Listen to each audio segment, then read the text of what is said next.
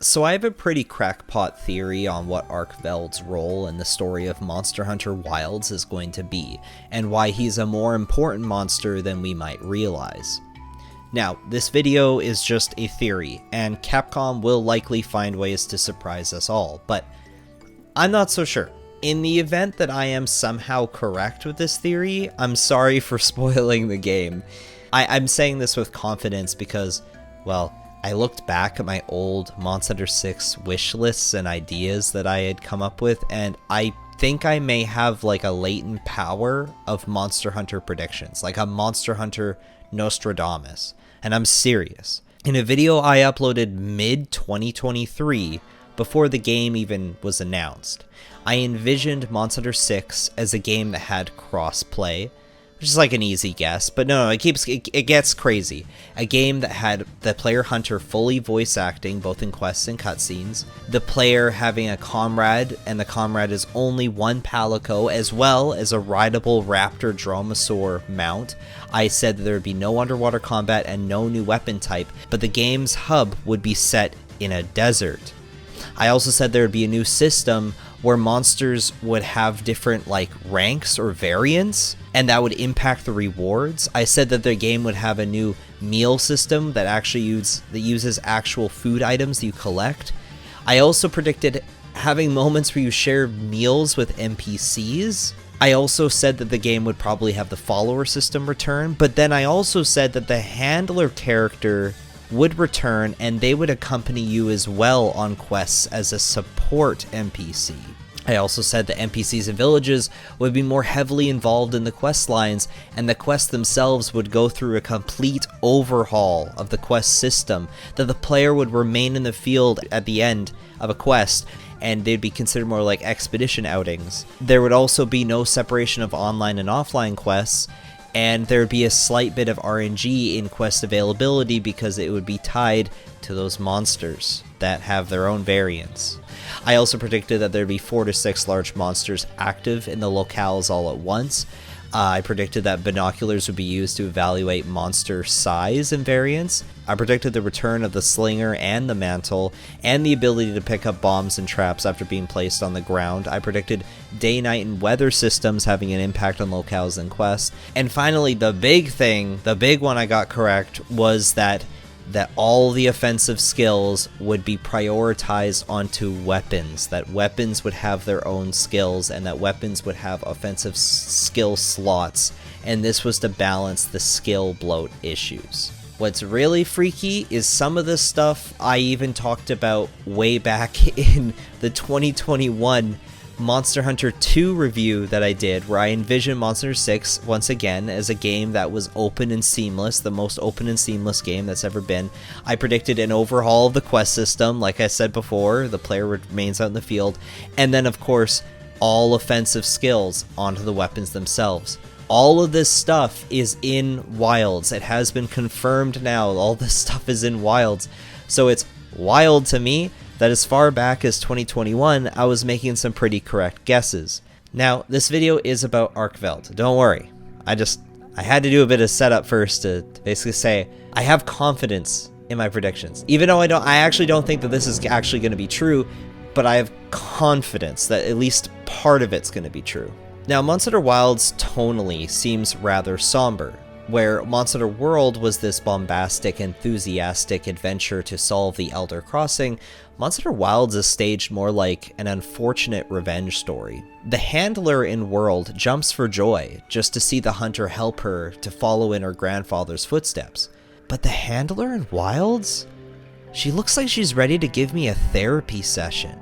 Like if I develop monster PTSD, she's like, it's okay, it's okay. She hands me like coffee, and I'm like, what's happening? The title screen music in World really feels like you're at peace with nature, but yet at the same time you're ready to embrace each day of adventure. But the title screen music for Wilds feels like I just came back from a funeral, and it's like, I gotta keep going. But man, this sucks. Like it's got a weird feeling to it. And from the trailers and what we've been told so far, ARKVELD is set up to be responsible for the destruction of the young boy Nada's village. However, his village is known as the Keepers, and ARKVELD is stylized as a creature that was chained up. So clearly the Keepers were keeping ARKVELD imprisoned, and his escape was problematic. But Nada is too young to realize what was really going on, and he's just blinded by revenge. The guild recognizes ARKVELD as an endangered animal. Actually, it was believed to be previously extinct. And so they do not believe that Nada's vengeance is sufficient reason to just hunt the ARKVELD. And the story of Monster Hunter Wilds will be resolving this conflict. That's all we know so far. However, my theory on what ARKVELD truly is lies in why was it being kept by the Keepers in the first place. So let's go with some obvious reasons. So the Keepers could have just been keeping ARKVELD because it was endangered. But why though? Without a mate, ARKVELD cannot reproduce, and if it's the last of its kind, I don't believe keeping it in captivity would be necessarily the best for it. These aren't modern-day ecologists and zoologists, so this isn't like modern-day preservation, especially if it's stylized to be chained down. Like, its whole gimmick is that it's chained, like it's imprisoned, it's chained by fate and by people, and it sucks. So then what other reason could it have been imprisoned? Well, it could be a cultural reason.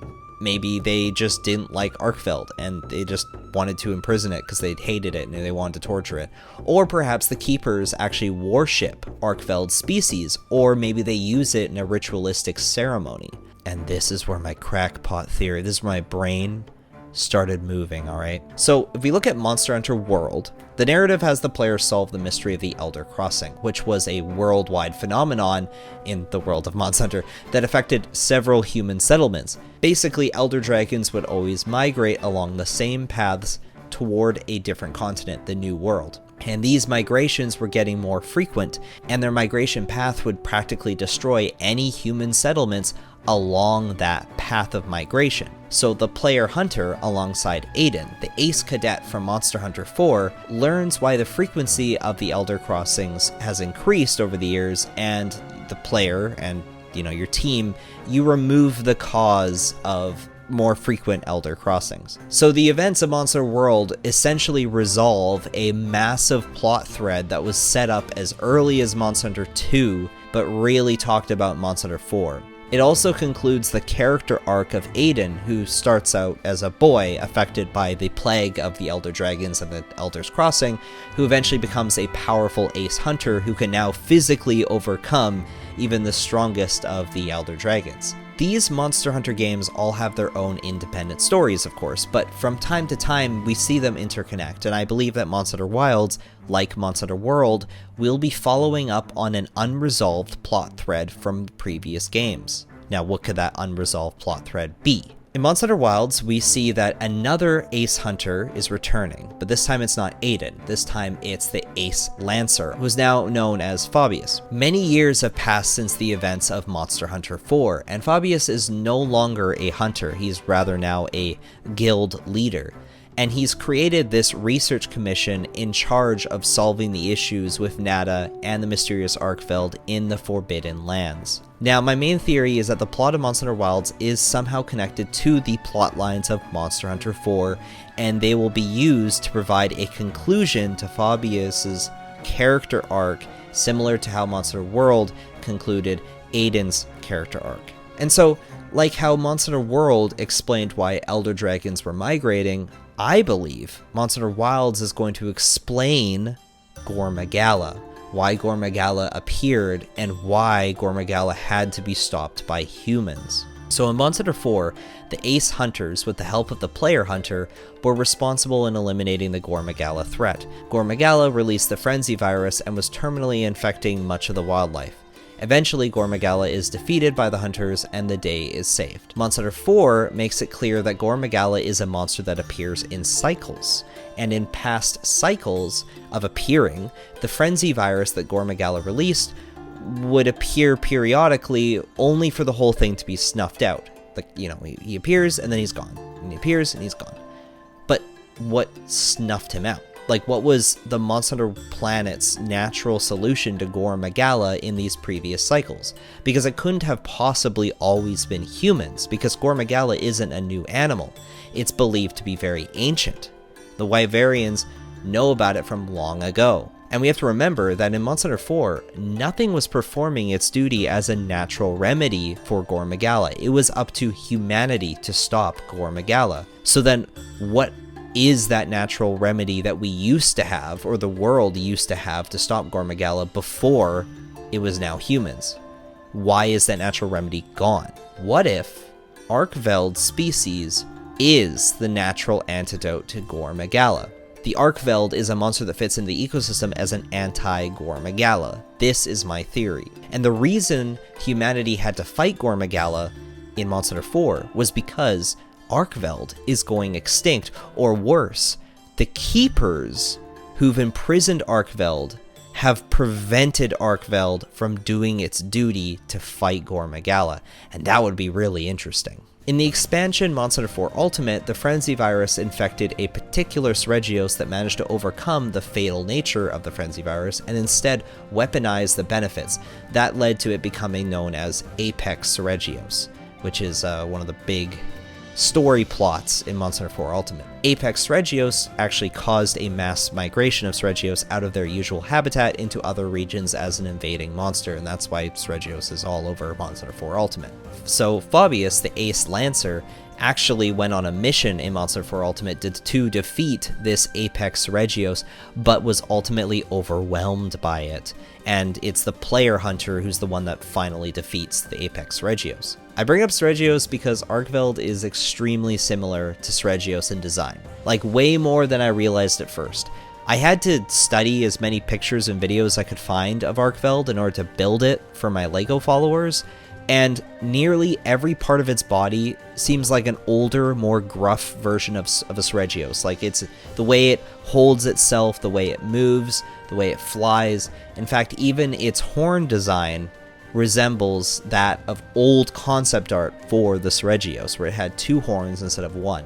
So I believe that ARKVELD is based on an abandoned concept for Seregios, and Monster Hunter 4's expansion storyline originally was probably about a monster that explains why GORE Magala came to be, because that monster, there had to be something else. There had to be something bigger than GORE Magala. But I think that Capcom just decided, no, we're not going to do this. Like, whatever this idea was, it was abandoned. And they just made Seregios just a pretty typical monster instead. But there's a chance that maybe that plotline was, they decided to shelve it for now and save it for its own game. Again, this is all speculation. I have absolutely no proof that that's the truth, but I think it's an interesting theory. Perhaps the reason Fabius is in the story is because we saw his previous failures against GORE Magala and Apex Seregios, so maybe his character arc, or maybe like what we're going to see in Monster Hunter Wilds, is he believes that tracking down and capturing the ARKVELD will prevent these horrible problems from arising again. That if the guild could have ARKVELD, then maybe they could prevent GORE Magala and Apex Seregios and his previous failures from happening again. And so there it is. That's my theory, that ARKVELD was originally an antidote to GORE Magala, and by rediscovering this monster and dealing with this drama about the Keepers and Nada, we will resolve the plot thread from Monster Hunter 4 and give Fabius a strong conclusion to his arc as a hunter. Of course, I could be completely wrong, and ARKVELD is just a monster that the Keepers imprisoned because they didn't like it, or maybe they liked it too much. I admit that this theory is crazy, and I highly doubt it. I highly doubt it's going to come true, but if somehow the Frenzy virus is back and ARKVELD is revealed to be a natural antidote, this could be Monster Hunter's best story yet.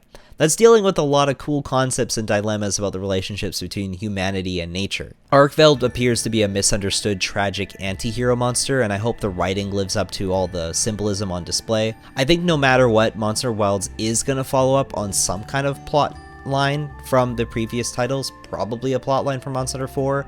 There's a lot of references to Monster Hunter 4. At first I thought that those references to Monster Hunter 4 were just set dressing, but now I'm starting to think, wait a minute, what if there's a reason for it, and what if there's more than just references coming. Like, this is a sequel to Monster Hunter 4, just like how Monster Hunter World was also a sequel to Monster Hunter 4. Anyway, thanks for watching. This was a very spur of the moment crackpot theory.